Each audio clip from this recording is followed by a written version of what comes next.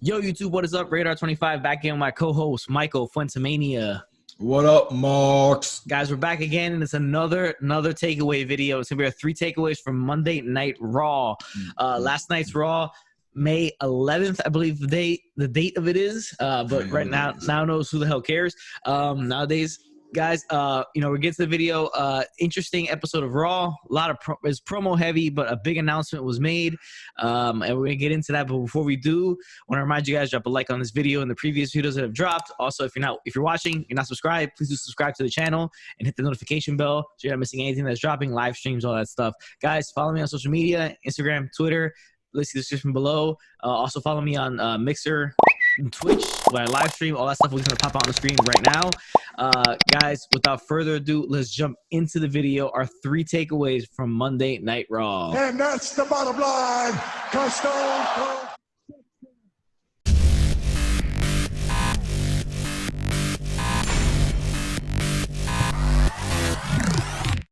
All right, guys, so Monday Night Raw started off with the man, Becky Lynch, coming out to make a big announcement. We all thought it was going to be, directed towards... With the Money in the Bank briefcase, not exactly. the title. Don't she forget comes that out part. with Money in the Bank briefcase. So obviously, Asuka is the rightful owner of at this point in time. And, she was going to come out. They advertised her coming out to address who won Money in the Bank. And then she comes out with the briefcase, like you said.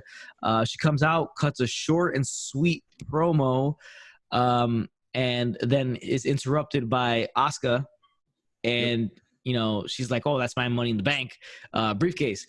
And then Becky goes on to say, and guys, this is takeaway number 1 of the night. Becky's big announcement. Becky goes on to say that the match last Sunday night's match, the Money in the Bank, was never for the actual contract. It was for the title. She opens the briefcase and the title's inside. I was told that. I read that the Money in the Bank matches were filmed back in April, like in the mid-April time. Yeah. I think it was like the teens, April like 12th or to 15th, something like that. So that I heard that nobody even knew about any of this going on. That it was just business as usual. But Asuka is now the Raw Women's Champion. After that was said, she gets the title, and Raw Women's Champion is Asuka, and Becky Lynch says, and Asuka goes on her celebration. She starts celebrating. Does a gibberish talk and goes all over dancing. Dancing, goes on top of the announce table all over the place, and then she comes back to the ring for some reason. Comes back to the ring. And the big announcement comes out that Becky Lynch is going to be a mother. She's pregnant. And she will relinquish the title and go away for a while. Who knows how long? She's got her 9-month period, or I think she's a month in or a month and a half in. So you have her 9-month period, and then after that, whenever she decides to come back, so it could be you're looking at maybe like a 3, 4, 5 year hiatus for 3, 4, 5 year hiatus. You think? It wouldn't surprise me. 3, 4, 5. I was thinking like 18 months tops. I don't know. You think 3, 4, 5 years? It wouldn't surprise me. I mean, just like, a newborn child, you don't want to leave. I doubt it's going to be like born 3 months maternity leave when she comes back. So, I mean, I don't know if this... I was thinking like SummerSlam 2021. Next year, SummerSlam? No, I think it's going to be like a Royal Rumble 2022. I don't know. Because normally it's like, okay, so with the male wrestlers, it's a little bit different. They come back and they're still wrestling while after their wife has a child. But for the female wrestlers, I really haven't seen that. You know what I'm saying? Like you don't see where them. they've usually they retire and they settle down and make a family. Exactly. But, like she has to get back in shape and all that stuff, and wish her the best. And it's a lot tougher because they're the ones going. Remember, they're the ones going to the pregnancy. Yeah, of course. And then they have to come back and leave. But both of them being wrestlers, that's a little tough. So I'm not sure when we're gonna see Becky. And they're also playing it that way. They're also playing like they have no timetable on her return whatsoever. Which they shouldn't. It's pretty much playing it by the year right now. Like whenever she wants to come back, she can come back. But I could see it going like 3 years. I could see it. Yeah. It's like she's probably like mid-30s, 33, something like that. I would assume so. She looks like she's in her mid-30s. Yeah. So but I mean, all we know is they're gonna have the Monday Night Messiah baby.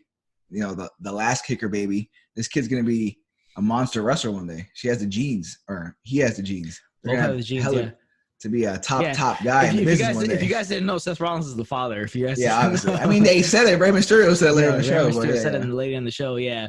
And I don't know. Seth wasn't happy about it. He didn't seem too excited about it He didn't seem on too excited camera. about it. He didn't see. No. It's been a wild 2 days. I mean, well, granted, my Money in the Bank match was probably filmed. Seth Rollins versus Drew McIntyre maybe a few weeks ago. Yeah. So he lost against Drew McIntyre, and now he's becoming a father, which you probably knew already. You would hope. Yeah, you would hope that he knows. But yeah, Becky Lynch going away for a while. Don't expect to see her anytime soon. I think it pushed 3 years. To me, I think it could. I'm going to say 18 months. I think either SummerSlam 2021 or she'll be in the Women's Royal Rumble 2022. That's my guess. But then if she does come back, it's not going to be a full-time schedule. She will not be working the house show loops. She will probably just be I don't know. Is there house shows after this Corona thing is over? Who even knows? Like, they might even cut that business out. Yeah, I mean, I don't think they're making a ton of money off of it anyways. Anyway, and like they haven't been doing them, and they're probably not going to end up doing it. Who knows what the world will look like? But all we know is congrats to parents to be. The kid's going to be a genetic freak, obviously. So, I mean, in 20 years, 25 years from now, we'll be seeing their offspring. Could be your next champion, either from the women's or the men's division. Yeah, in 2047, we would be amazing. Yeah, we could be seeing that. Funny things that go on. I mean, they played this out throughout the entire night. A lot of people talking about Becky being becoming a mother. A backstage segment where a lot of wrestlers came up and hugged her and said congratulations. Obviously, they showed a small interaction between her and Vince that had no audio, so you couldn't hear what they were saying. But they hugged and embraced and obviously like that. So all shout out to her, Seth Rollins, on a real congratulations to them. And it's the most amazing thing you could do in your life is make a child. So congratulations to them, guys. That's the first takeaway. Next thing on the show, and it was a no disqualification match between Humberto Carrillo versus Bobby Lashley. Now Bobby Lashley continues to be built like a monster, which is fine. I mean, he was doing nothing for like a year, and that whole shitty storyline between Rusev and Lashley and all that. That was the worst. No one liked it when it was happening, and especially the way it ended, where it just ended. Yeah. It just ended like so. It was the end of it. Now, this pretty much like Carrillo's a guy who, like a month or two, a few months back, he was a serious contender for the United States Championship, right? Yeah. So he got Lashley gets the win over here, pretty much dominated him for the most part of the match. So it's a guy that an actual name, somewhat of a name that he's beat Lashley, and he continues to be built as a monster, which obviously he should be. And then we had a little interaction after the match between him and MVP. Yeah, him and MVP. They have some MVP's trying to recruit him, so it looks like MVP's trying to make another create his own stable, group of guys. Yeah. Is this the Nation Domination? Nation Domination because he has Vink and Thorn. So all right, Crush was in Nation Domination. It's fine. I know, but I'm just saying maybe they're doing more of like a Heenan family. Like he has like a stable. A Heenan stable. Yeah. Well, we got Selena stable for now. There's a little breakage there, but it could be for other reasons. But I mean, I would like to see like that Jimmy Hart effect, or like we said, Bobby Heenan, where he's managing like 7 guys on the show on pay per view. And he would come out MVP's like a great mouth guy. Yeah, and MVP's a great mouth guy. Yeah, cool. When they come out or something like Portland. Yeah, but MVP's a great mouthpiece for guys that, they'll have the Heyman effect. Not saying they're Paul Heyman. Nobody's Paul Heyman, but to have the effect where these guys kind of suck on the mic. Vink and Thorn, we don't really know, but so far from that one time, I don't ever need to hear them talk again. So Lashley, we all know that's kind of his weakness. So having MVP as that's a good, mic guy and doing all that stuff and hyping the match up, I think that's a great thing to do. We need more stables. Stables always work. Good managers are important.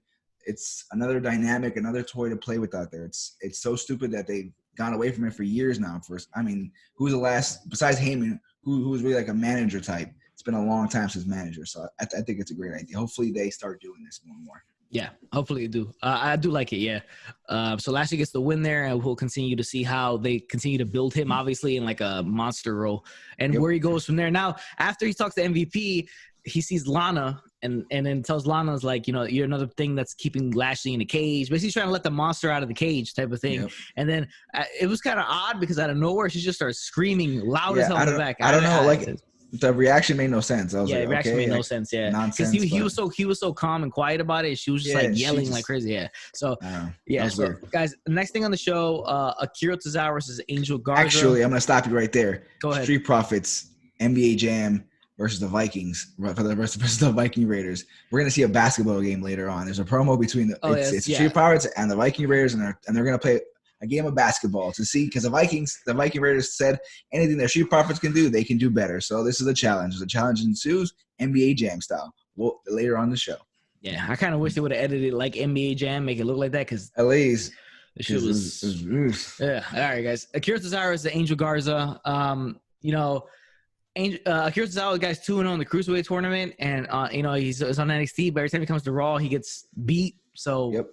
I don't really understand it. Garza gets the win. Go ahead. Well, there's a weird beef between him and Austin Theory there. I don't know what the beef was about. They really think they kind of threw a little bit when we hear Drew come out and just Claymore kick him for no apparent reason, just to do it, because he's been dominating that stable for the last month. And I think they were trying to play the thing where it was Garza and Theory were mad at each other because they can't take out Drew. I don't know. That's what you got, but that's yeah. I feel like all three of them are kind of like having issues, and then it's like dissension between the ranks there, and then Zelina's trying to like get it all together. And while this is happening after this match, they're all three arguing, and Zelina's trying to break it up. Here comes Drew McIntyre, and he wipes out Garza and Theory easily. So like as per usual, and sets up a match between title versus title, another champion. And we've seen this this has happened I think a couple weeks before WrestleMania, right? Yep. Yeah. No, I'm sorry. A couple weeks after WrestleMania. A couple weeks before Money in the Bank.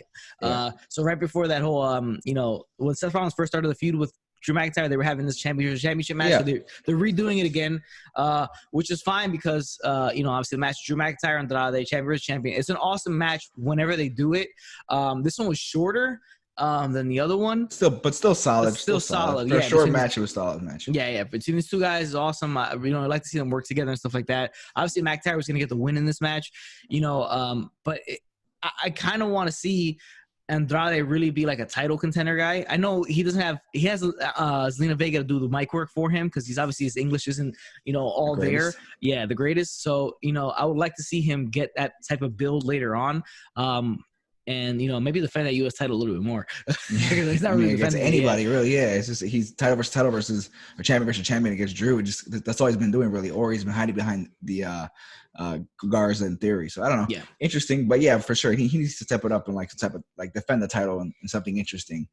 But basically, it was just there to get into the point for next week where his new challenger set up by the company. Basically, he was chosen for the Money in the Bank winner. For the men's, Baron Corbin, King Corbin. It was pretty funny because he said nobody likes this guy. He's the worst human being ever. And yeah, no one likes Baron Corbin. He's awful. We all dislike him. He's very hateful. Which is a good thing for him. Which is a good thing. Yeah, it's a good thing. But I just hate him. I don't know. I just something about him. I just despise him. I hate how tall he is. I hate his face. I hate his crown. I hate his just enough with the king gimmicks. How many kings can we have? There's only one. There's only two kings. There's three kings. Harley Race, Jerry Lawler, and King Macho. That's it. All right. Macho King. Yep. King Booker, maybe. I don't know, but no. I think it's a fourth guy. I'll kill King Booker. That it really changed up his gimmick and it gave him another really good run out of him. Yeah. So basically, after the match, cuts the promo, Drew McIntyre, which is promos. Don't get me wrong. I always like his promos because they seem like he believes what he's saying and it comes off that way. But there's a little bit of a joking around here and there a little bit, which I'm not too fond of. I want to see more of like a badass, but I'm okay with it because he's when it's serious time, he gets serious with Saul versus Seth. So I'm okay with it. You're right. Yeah, you're right. When it's time to get serious, he gets serious. And there's times to be funny and show more of his character and his really characteristics. It's cool. His personality and stuff. Yeah, I think it's fine. It's working for me. At first, I was kind of understanding it, but now I'm kind of getting it. I like it. I really don't mind it. Yeah. Next thing on the show, guys, was Moment of Bliss. They're in the ring and they're talking about here we go about Becky Lynch and the running theme was Becky Lynch pregnancy. Yeah, they're talking about it. They made sure we didn't forget that she was pregnant. Yeah, they made sure we didn't forget. Yeah, but she's Shayna Baszler. What a bitch.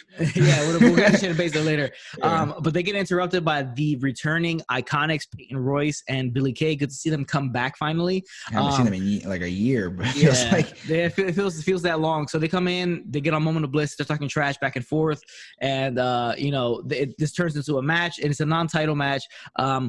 But the Iconics get the win fun, fast-paced match. Good match between these four, and it'll be good to see them get in the title picture and just have more women's tag team matches, even if it's not for the title, because the titles mean absolutely nothing right now.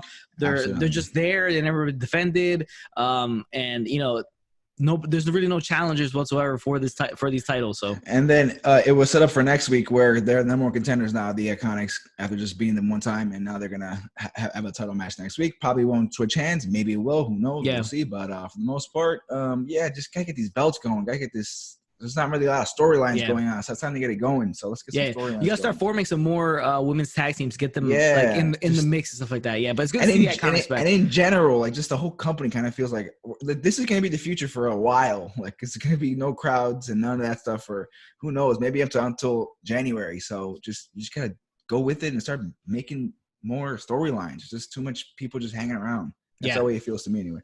Yeah, that's what it does feel, but good to see the Iconics come back. And, I guess they're jumping right into it, but it's fine. Guys, next thing on the show is a six-man tag, and it's R-Truth, Ricochet, Cedric Alexander versus the same team we keep seeing, Brendan Vink, Shane Thorne, and now MVP with them in this match. I thought this was – I don't understand this because, so you debut this tag team of Ricochet, Cedric Alexander. They lose their first match against Viking Raiders. They win their next match against a random tag team. Then the next week, after they lose to the Viking Raiders, they beat Vink and Thorne the next week. That was the random tag team. Then the next week after that, the next match is they lose to Vink and Thorne. And then now it's a six-man tag, and they had Truth and MVP into it. And then Truth is the one that ends up pinning MVP. Yeah, Truth shines the match. What the hell is the point of this? Just to get his ass kicked by Bobby Lashley. Just to get his ass kicked by Bobby Lashley. Gets destroyed, and now it looks like him and Bobby Lashley MVP are kind of like boys now, and that kind of cemented it that he's part of MVP's crew. Yeah. Now, Ricochet said it's been like they were supposed to get excited. Even the promo beforehand when they went to commercial before the match, they're saying the most exciting tag team on Raw, Cedric Alexander, Ricochet. Who's excited by these guys? You've been burying them since they came in. They lost their first match. They've won one match since they've been put together. It's completely useless. And you let R-Truth win the match? Why? Yeah, and this match was just to drive our Bobby Lashley MVP. And R-Truth. Yeah, and R-Truth. Yeah.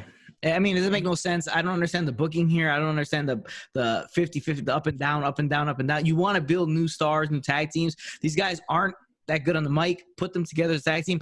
They could be a classic, fun, babyface tag team, like a Rockers type tag team or stuff like that, where they're just all over the place doing cool double team moves. That's what you want to see.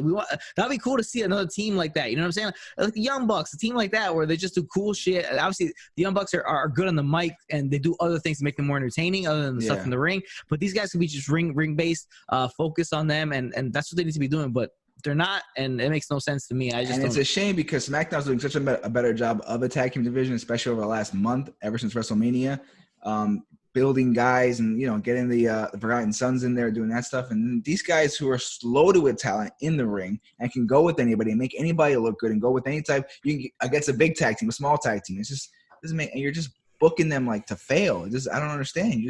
Are they trying to make them suck? I don't understand. Seems like it, yeah, but doesn't make any sense. Next thing on the show, and this is gonna be takeaway number 2, and it is the new dad, Seth Rollins, the soon-to-be father, soon-to-be dad, Seth Rollins, right? So he lost the night before at Money in the Bank. And then in the back, they're talking to Rey Mysterio. Now, this match is supposed to be Aleister Black, Rey Mysterio, the two guys who got thrown off Titan Towers. But they onto a roof, the second 6 feet. I didn't know there was a second roof there, but 6 feet in difference when they fell, whatever.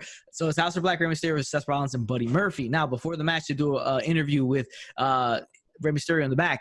And, he's talking about obviously, he's talking about, at first he says he wants to congratulate Becky Lynch on becoming, soon-to-be mother and all that stuff like that. Then he talks about how him and Aleister Black were thrown 6 feet onto the second roof or whatever, and then how they lost the match. Here comes Seth Rollins looking, I guess. Like this. He was like that. He's pretty much like that. Yeah, pretty much just like that. Hair all over the place. Similar to like a Big Lebowski type of look to him. Yeah. Just like a disheveled. What we saw was a disheveled Seth Rollins. Just woke up, hair all over the place. And he had a gut. Also he had a gut. Credit to Seth Rollins for making himself look less shape. less in shape than he is. Yeah. His posture was bad. He was really pulling out his stomach, so he literally had a gut. So this was awesome look for Seth Rollins. He didn't say a word. Rey Mysterio offered his hand to shake his hand, to say congratulations for being a soon-to-be father and on the pregnancy. He didn't shake it. He just kind of walked away with like a stare, staring into the distance kind of look to him, a deer in headlights kind of look, and he just kind of walked away. We get to the match. Aleister Black, Rey Mysterio waiting in the ring for Rollins and Murphy. They come out, do their entrance. Rollins comes out. He looks like he's out of shape. His hair's a disaster, and he has like a goofy look on his face, and he's just walking down sad. And Buddy Murphy behind them, kind of staring at him like, what the fuck is wrong with this guy? Yeah, like he's obviously upset about losing the match to Drew. Obviously, that's another big loss because he lost against Owens at WrestleMania, and they lost against Drew for the title here. And he's supposed to be the savior. He's supposed to be like the leader of Raw and all that stuff, and the Monday Night Messiah, and it's not working so far. Not much of a leader, not much of anything. Yeah. But the fact that his fiance just broke the news that they're again expecting a child, and his face is just so like. It's like, damn, he didn't really want to have that kid. Did he? I mean, that's the face, and that's what he's gonna look like when the kid is when the child is born. Because the sleepless nights, all that stuff like that in the beginning. That's what he's gonna look like. That is what he's gonna look like. Sleepy, disheveled looking. That's what's gonna happen, right? So I guess he's getting ready for it now. But so he comes out. And the entire time he just stands in the apron, staring at the ground, like basically just staring at like. It's exactly what it was like. Distant. Yeah, it was just like this. Not about it. Doesn't want to be there. He looks like he just wants a big like thing of ice cream and just sit around his couch under a blanket crying. Basically, that's what he looks like. Yeah. Now the match is the match doesn't matter, right? So it's just him. It's Murphy doing all the work. Rollins is just standing there, and then Ray gives Rollins a little bit of a look, like what the fuck is wrong with you? And then when he gets into the corner, Ray he actually elbows Rollins in the stomach. And then Rollins falls to the ground, and that's when he kind of wakes up. And then Ray goes to a 619, and when he goes to the ropes, Rollins grabs him and throws him down. Now they call it disqualification after this, right? Yeah. What the hell's the point? He's in the match, so he could do that. Yeah. I don't understand. So it didn't make any sense, disqualification.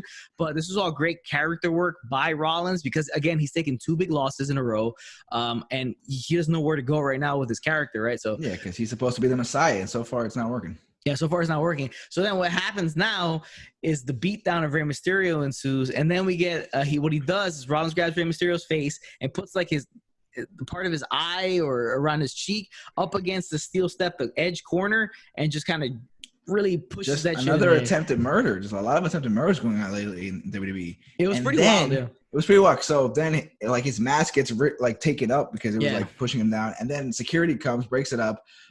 Then the fakest doctor that WWE's ever had, like it was literally just one of the performance guys, probably like a trainee, and he had no idea what he was doing. He was like, take his mask off. You're the doctor. Why is the other guy taking the mask off? Well, he should be taking the mask off. Yeah. And it was just like, and Ray's like selling it. So yeah, it was a fun little spot. And they were doing their best to cover Ray's face, so you wouldn't see Ray's full face. Yeah. Even though we can all just Google WCW back in the day. Where he got his mask taken off. But nice one, Eric Bischoff. Yeah, so that happened. Yeah. And then they're tending to him in the medical area. And then here comes Rollins and Murphy, and then Rollins still has that same look on his face, and he's like very dry. He tried to apologize, like, I don't know what happened. I don't know what happened. I didn't mean it. Or some shit. He says it in a funny way, yeah. And then Aleister Black is not having it. He attacks Murphy, and then Rollins just kind of slowly walks away as Murphy and him are brawling.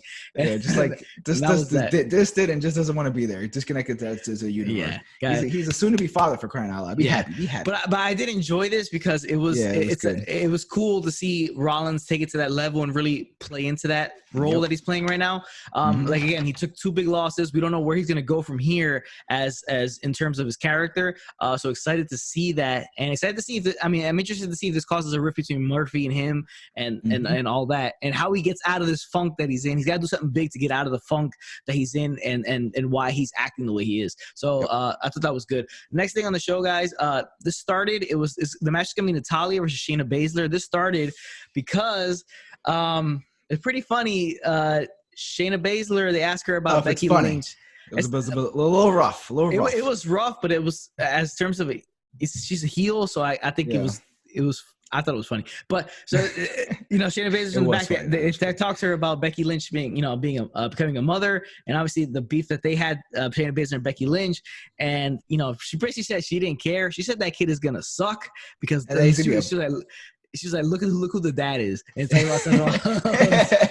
and then she called it a parasite. She called it a parasite. Yeah, like damn, man, it's cold. That was a Vince thing. Call it a parasite. So, yeah. So that's what started the beef between Natalya and her, because Natalya walked up to her and said, "How can you say that about Becky?" And then she was like, "What do you gotta say? You're never gonna be a mother." I thought she was gonna throw a slight at TJ at TJ Wilson, but she didn't. So she was gonna call him out by name or something like that. But she's a cat mom. She's the most famous cat mom in the world. Yeah, that's what I thought she was gonna go with. Like, you're gonna be a mother to cats. You're never gonna have a child yourself, or something like that, right? So that the Hart Dynasty dies with her. I was like, the Hart Dynasty dies with her. Yeah. So the match starts, and I mean, Baszler pretty much dominates her for the most part for the entire match, as expected. Yeah, and Baszler wins. It was expected to see that. Now, Natalya showed a lot of frustration. Obviously, she lost to Liv Morgan. Now she's losing to Shayna Baszler after she kind of said she was going to stop her or whatever. So let's see what happens to her now. If she turns heel, Natty, maybe she goes away for a little bit, comes back as a heel, eventually goes up against Asuka maybe. But it's pretty much the stage is set for Shayna Baszler and Asuka, and then probably throw Nia Jax there as well. Yeah, I would say that's the three that are going to be kind of fighting for the title and kind of get that feud going. It might be hopping here a little bit over the next couple of months. Maybe Liv. I don't think Liv is ready for that. I think Liv and Natalya can do something, or Liv and Kairi Sane can do something. I don't know, but yeah, those three are definitely. That's where the women's division's going for Raw for sure. Yeah, that's where it's going to go. And I think right now, Asuka is the champion, is the best anchor right now to hold down the division. Yeah. Okay, guys. Next thing on the show is takeaway number 3, and it is Randy Edge face-to-face. Now, Edge comes out and he starts talking about the match he had with Randy at WrestleMania, the street fight that they had, and that he's not done yet. He's not done. He's not going to retire, right? He came back. Obviously, we knew that wasn't going to be his last match. I think he was going to be there for bigger shows. Of course, and here and there. And he signed for 3 years or 2 years. Yeah. So he's talking about how he's going to stick around. He's not done. Here comes Randy Orton. Now, Randy Orton says, he comes out and says, "Oh, the better man won." He shakes his hand. So he walks out and he kind of laughs and he's like, I can't do it. I can't do it. Like, I tried to be the bigger man, but I just can't do it. Right. So he's laughing. So he's talking about the fact that he lost, but the better man won, but the better wrestler didn't win. So his play is that Edge came back to a Rumble. So he hid behind all the other superstars, the specialty match, or a gimmick match. Then he had a street fight, another gimmick match. It wasn't really wrestling involved, it was brawling the entire time. So he's challenging him to an actual legitimate wrestling, a regular run-of-the-mill wrestling match, right? Yeah. And a proper wrestling match. And then it's kind of odd that Edge he was talking about grit. Even the shirt said grit. You know what I'm saying? Yeah, that's his new thing. And then he was kind of worrisome about having a wrestling match, just a random. Yeah. Even though he already had the dangerous street fight, right? Which is way worse, you would figure. Which is way worse. But I really, really enjoyed the promo from Randy Orton. He's done his best work since the return of Edge. It's brought out something else in him, and I love the way he's tearing off these promos. And he'll speed them up and not mess up, and he'll slow them back down and then speed them back up again. Yep. And I just love the tone. Great cadence, he's got great cadence right now. He feels it. He's got the gray beards coming in. They both had gray beards. That Ruthless Aggression era is old now, so that's pretty cool. But he did great. Again, Randy killing it, and just Randy being a part-time guy now, it's perfect, especially with him and Edge. Both guys feel special, but both guys feel interesting, and they literally got me excited to have a wrestling match. That was the end of the entire story. Was that we're gonna have a wrestling match? Just a regular wrestling match, just a regular.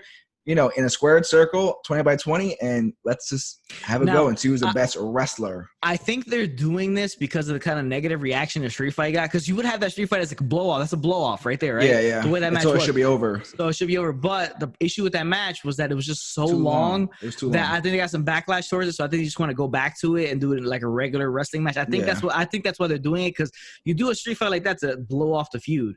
Because if you're gonna go from a street fight, you got to go for something bigger, Street Fight to Hell in the Cell or something like that. You know what I'm saying? But this is good. I mean, again, I don't think it was a bad. It was entertaining. It was entertaining. The street fight. It's just it was way too long. It should have been cut 15 minutes, and it would have been tighter and smoother, and just it would have flowed better. But this is a simple way to just play off of that. And we went from this extreme where usually you end, but we're gonna end with this normal, just a match. So I'm excited for it. Should be interesting. Yeah, exactly. No, it was good. I really enjoyed it. Especially I really enjoyed his promo. And I think the X-Men are showing up. You hear that? Yeah. What's with the X-Men? Where are they coming from? So I really enjoyed his promo and all that. And What is that? Your phone? yeah, This guy. How unprofessional are you? You didn't put it on vibrate, you son of a bitch. all right, it's all done. All right, it was over there, so I couldn't grab it. Professional bastard. So, and I'm not cutting that out. All right, so yeah, so I really, like I said, I really enjoyed Randy's promo. Edge being reluctant, being kind of like in a weird spot was kind of odd. It didn't make much sense. Like again, he already went through the toughest one, so he's just like it's just a regular wrestling match. So what is he? But I guess like the play is that his cardio's not up, his ring rust, and he won't be able to perform in a regular match like that. Yeah, if like it's brawling Randy's, or hiding behind guys in the Royal Rumble, it's a different story. Yeah, like Randy said, like you haven't really had a wrestling match in 9 years. Like that's basically what he told him because like the Royal Rumble wasn't a match and this wasn't a wrestling match. Those are gimmicks. So now, the only thing I didn't like about this segment, really didn't like, was that while you're waiting for an answer from Edge, right, like the rebuttal from Edge after the Randy cuts the promo and pretty much challenges him, Charlie Caruso was in the ring. She was introducing them. And then she kind of just walks up in the middle of them. And it's kind of like, I mean, I love Charlie. I think she's tremendous at what she does as a backstage interviewer and all that stuff like that. But she kind of just comes in and is like, Edge, what do you think? And then, or Edge, what's your answer? And he just doesn't respond. She's like, this could end up being the greatest wrestling match ever. I didn't like that part. I thought they didn't need that. I think it took away from the whole thing, right? Like, it took away from the tension between the two guys. Now, the match is... The challenge was set for Backlash pay-per-view. It's June 15th, I think the pay-per-view, the date is. So that's when they want to have this match. Now they have a month pretty much to build it. So let's see where they go from here if they continue to show up on Monday Night Raw. But yeah, I think that Charlie Caruso showing up at the end of it and saying that it could be their best wrestling match ever. I thought that kind of hurt it because it took away from the two guys, the intensity of the two guys in the ring. Yeah, but all in all, I thought it was awesome, and it's good. I'm happy to. I'm excited to still see them have a match again. I mean, dude, Edge is back. That's all you gotta say to me. Yeah, and I mean, like, who else is he really gonna work with right now? Who else? No, there's so much, especially in this pandemic. But yeah, Edge is back. That's all we gotta say. It's exciting. Sorry, it's exciting. Great work by Randy. Again, he's been so good after Edge has come back. He's kicked into like another gear. Edge just gets it out of him, I guess.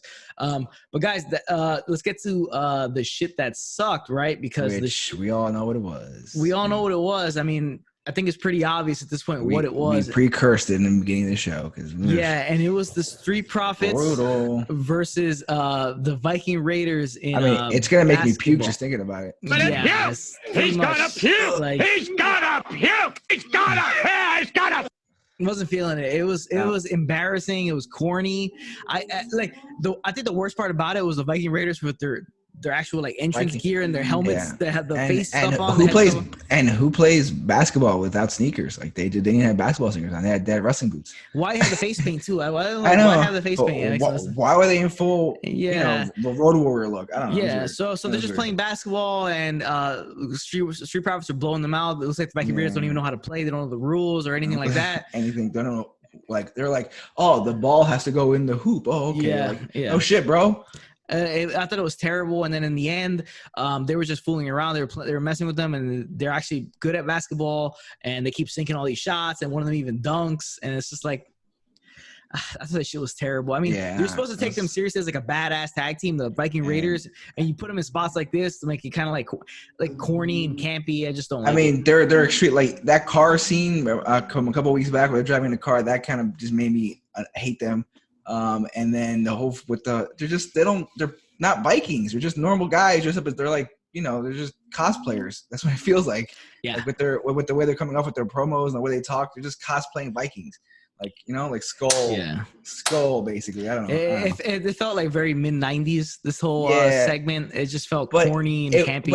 But it wasn't Goodman. Like it wasn't Mr. Perfect sports athlete mid 90s stuff or early 90s stuff like that. That's good. Like how to do it, right? You can do it. But this was just like, it just doesn't fit, and it's weird. It's awkward. It's out of place. And it's gonna be a thing. I think if they're gonna make it a thing, they're probably gonna challenge them with something else next week, and then keep doing like that. Because now the whole thing is like, whatever you can do, we can do better. It's terrible. I just think it's utterly awful. But we did have an NBA Jam reference, and that's always boom shakalaka. Yeah, that's cool. But I was hoping it would maybe look like NBA Jam with some graphics put in. But the fucking shit sucked. I hated it. It was the worst shit I've seen in a long time. It was. I thought it was absolutely horrible. But that's the shit that sucked. Now let's get something to watch. Watch Undertaker: The Last Ride Part 1, the first episode. So good. It was so really good. Awesome. Also, Dark Side of the Ring dropping tonight.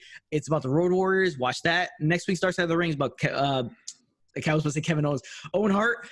Owen. They're going to talk to his wife and all that stuff like that. So make sure you watch that tonight. Dark Side of the Ring, Road Warriors, and watch Undertaker Part 1, The Last Ride. Awesome so good, stuff. so good. Yep, so good. So good. Guys, that's the end of the video. Thank you again for watching. Remember, if it doesn't work for your brother, do not do the job. Later, Marks. Here.